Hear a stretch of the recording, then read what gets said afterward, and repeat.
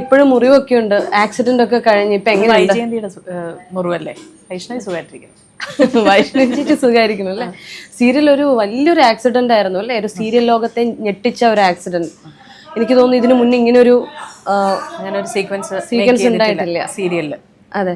അപ്പൊ ഇപ്പൊ 4 മാസമായി ആക്സിഡന്റ് കഴിഞ്ഞ്. എങ്ങനെയാ അപ്പം, ഏത് സ്റ്റേജിലാ നിൽക്കുന്നേ? വേദനയൊക്കെ പോയോ? വൈജയന്തിയുടെ ക്യാരക്ടർ വെച്ചിട്ട് വേദനയൊന്നും അത്ര പെട്ടെന്ന് പോകുന്ന മട്ട് കാണുന്നില്ല.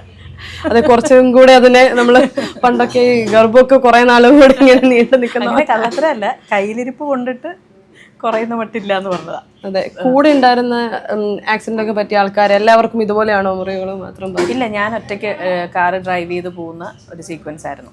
ഓക്കെ. ഞാൻ മാത്രമാണ് ഹോസ്പിറ്റലായത്. ശരിക്കും ഇത് ആരാ ഈ മേക്കപ്പ് ഒക്കെ ചെയ്യുന്നത്? ശരിക്കും ഒരു ഒറിജിനാലിറ്റി അല്ലേ? നമ്മള് കണ്ടു കഴിയുമ്പോൾ ഞാൻ ചേച്ചി ഇവിടെ വന്ന് കണ്ടപ്പോൾ ചോദിച്ച, ചേച്ചി എന്ത് പറ്റിയത്, ശരിക്കും മുറിവാണോ? മുറിവ് ഉണങ്ങിയ ഒരു സ്റ്റേജാണ്. കറക്റ്റ് നല്ല രീതിയിൽ മുറിവ് പറ്റിയ സമയത്തൊക്കെ നല്ല രീതിയിൽ മേക്കപ്പ്, നല്ല ഒറിജിനാലിറ്റി ഉണ്ടായിരുന്നു. ഇതിന്റെ നമ്മുടെ മെയിൻ മേക്കപ്പ് മാൻ ബിജു എന്നാണ് ചേട്ടൻ്റെ പേര്. അപ്പോൾ പുള്ളിയുടെ അസിസ്റ്റൻസ് ഉണ്ട്, വിഷ്ണു എന്ന് പറയുന്ന മേക്കപ്പ് മാനാണ് ഇപ്പോൾ ഇത് സെറ്റ് ചെയ്തുകൊണ്ടിരിക്കുന്നത്. അതെ, ശരിക്കും ആ ഒരു ആക്സിഡന്റ് സീക്വൻസ് അത് എടുത്ത് നമ്മൾ ഒരുപാട് ചർച്ച ചെയ്തിട്ടുണ്ടല്ലേ? അതോ ശരിക്കുള്ള ആക്സിഡന്റ് ആയിരുന്നോ അതോ സീരിയൽ ആണോ എന്നൊക്കെ നമ്മൾക്കൊന്ന് തിരിച്ചറിയാൻ ടൈം എടുത്തു. കാരണം ഒരു ഒറിജിനാലിറ്റി ഉണ്ടായിരുന്നു. എനിക്ക് തോന്നുന്നു അത് ചെയ്തിരിക്കുന്നത് നമ്മുടെ മന്ദാകിനി ഫിലിമിലെ ക്യാമറമാൻ ആയിരുന്നു ചെയ്തത് അല്ലേ?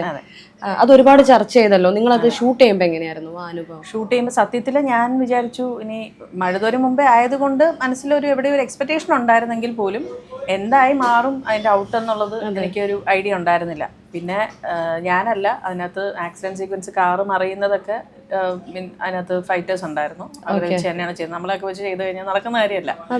പിന്നെ അതിൻ്റെ ഫുൾ സെറ്റപ്പ് ഫൈറ്റ് മാസ്റ്റർ വന്ന് അങ്ങനെ തന്നെ മാഫിയ ശശി ടീമാണ് വന്ന് ചെയ്തത്. മാഫിയ ശശിയുടെ മോനാണ് അത് ലീഡ് ചെയ്തിരുന്നത്. അപ്പോൾ വന്നത് ചെയ്തപ്പോൾ സത്യത്തിൽ ഞാൻ അന്തം വിട്ടു.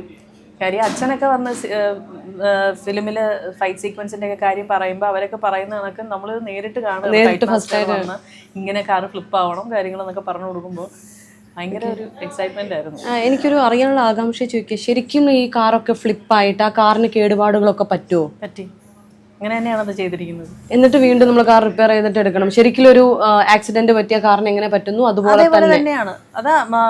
അത് വളരെ വൈഡായിട്ട് ഇൻസ്റ്റാഗ്രാമിലൊക്കെ ആ ഒരു സീക്വൻസ് വൈറലായിട്ടുണ്ടായിരുന്നു. അപ്പൊ അകത്തുള്ള ആൾക്കാർക്കൊന്നും പറ്റത്തില്ല, മാത്രം സേഫ്റ്റിയിലാണ് ചെയ്തത്. പിന്നെ ബാക്കിയെല്ലാം ദൈവത്തിന്റെ ഇതുപോലെ. അപ്പോൾ ഇത്രയും ഒരു റിസ്ക് ഉണ്ടല്ലേ ഇതുപോലെ സീനൊക്കെ ഷൂട്ട് ചെയ്യുന്ന സമയത്ത്? ഒരുപാടുണ്ട്. അപ്പൊ എല്ലാവർക്കും ഒരു ഭയമൊക്കെ കാണും, അയ്യോ ശരിക്കും പറ്റിക്കഴിഞ്ഞാൽ? ഞങ്ങളെല്ലാം വളരെ ബ്രെത്ത് ടേക്കിംഗ് മൊമെന്റ് എന്നൊക്കെ നമ്മൾ പറയത്തില്ലേ, അതേപോലെ നമ്മളിങ്ങനെ നോക്കി നിൽക്കുകയായിരുന്നു. അകത്തിരിക്കുന്ന ആള് കാറിൽ നിന്ന് ഇറങ്ങിയപ്പോൾ അവിടെ ഫുൾ ഹോൾ സെറ്റ് ക്ലാപ്പായിരുന്നു അവിടെ.